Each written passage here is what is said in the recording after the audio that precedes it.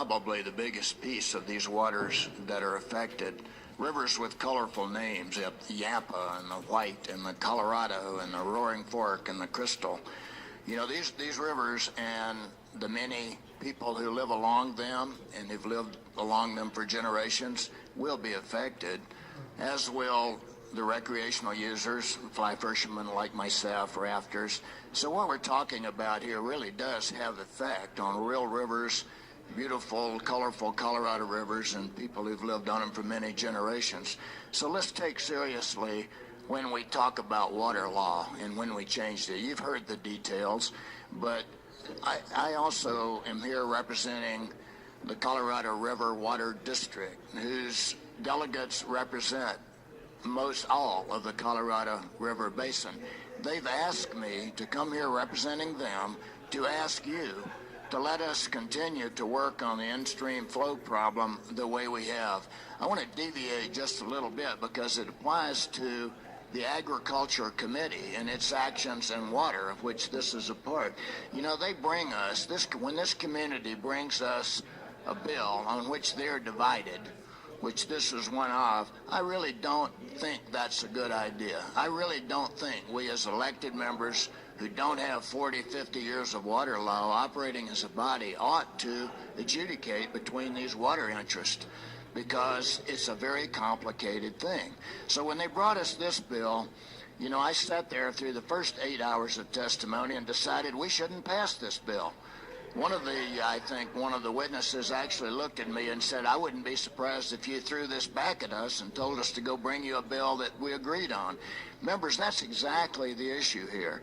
The water community came to us, and the environmental community also had their say, and they just didn't agree. And that's led us to waste. I think it's good because we've been through water law. We've spent a lot of time on this. We spent 8 hours in judicial, I think 9 hours in agriculture. How much time did we spend on the floor? You can tell that there's disagreement. What this body ought to do, and I'm asking you to do, is let's don't pass this bill.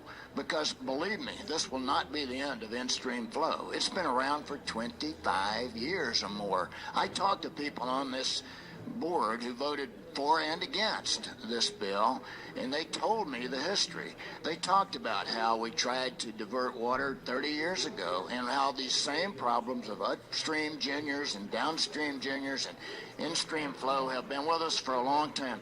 What I am asking you to do on behalf of the people I represent is let's defeat this bill, and then we know, we don't even have to tell them to do it.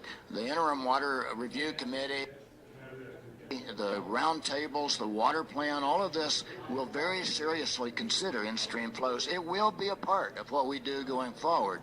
But this bill will complicate it. This bill is going to cause a lot of controversy. It's going to make people mad on both sides because it's not perfect, and it's just not going to get us where we need to get to.